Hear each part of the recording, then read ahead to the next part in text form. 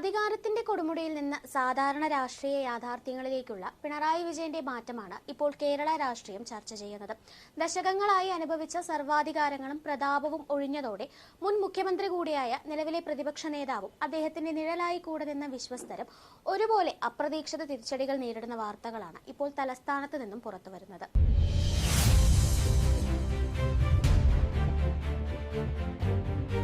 മുഖ്യമന്ത്രിയായിരുന്ന കാലത്ത് വലിയ സുരക്ഷാ വ്യൂഹത്തിന്റെയും കറുത്ത കിയ കാർണിവൽ കാറിന്റെയും അകമ്പടിയോടെ സഞ്ചരിച്ചിരുന്ന പിണറായി വിജയന് ഇന്ന് വെളുത്ത ഇന്നോവ ക്രിസ്റ്റ കാറും ഒരു പൈലറ്റ് വാഹനത്തിന്റെ സുരക്ഷയും മാത്രമാണുള്ളത്. അദ്ദേഹം മുൻപ് ഉപയോഗിച്ചിരുന്ന ആഡംബര വാഹനങ്ങൾ ഇപ്പോൾ ടൂറിസം ഡിപ്പാർട്ട്മെന്റിന്റെ ഗാരേജിൽ വിശ്രമിക്കുകയാണ്.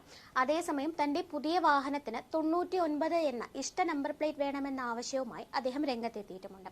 വാഹനങ്ങളിൽ മാത്രമല്ല, ആശയവിനിമയ സംവിധാനങ്ങളിലും ഈ മാറ്റം പ്രകടമാണ്. കഴിഞ്ഞ 10 വർഷമായി അദ്ദേഹം ഉപയോഗിച്ചിരുന്ന ഔദ്യോഗിക മൊബൈൽ നമ്പർ അധികാരമൊഴിഞ്ഞ ശേഷവും കൈവശം വച്ചിരുന്നെങ്കിലും കുടിശ്ശിക തീർത്തതിനു ശേഷം പൊതുഭരണ വകുപ്പ് ഈ സിം കാർഡ് പൂർണ്ണമായും റദ്ദാക്കിയിരിക്കുകയാണ്. അധികാരത്തിന്റെ ഈ മാറ്റങ്ങൾ അദ്ദേഹത്തിന്റെ വിശ്വസ്തരെയും ബാധിച്ചു തുടങ്ങിയിരിക്കുന്നു. കഴിഞ്ഞ 30 വർഷമായി പിണറായി വിജയന്റെ കൂടെ ഉണ്ടായിരുന്ന ഗൺമാൻ അനിൽകുമാറും മറ്റു 4 പേരും ഒരു കേസുമായി ബന്ധപ്പെട്ട് അറസ്റ്റ് ഭയന്ന് ഒളിവിൽ പോയിരിക്കുകയാണ്.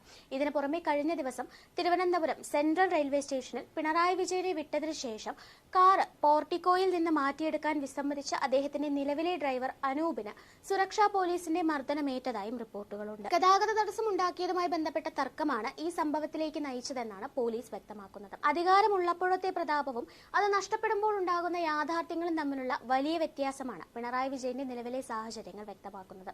News desk India mirror.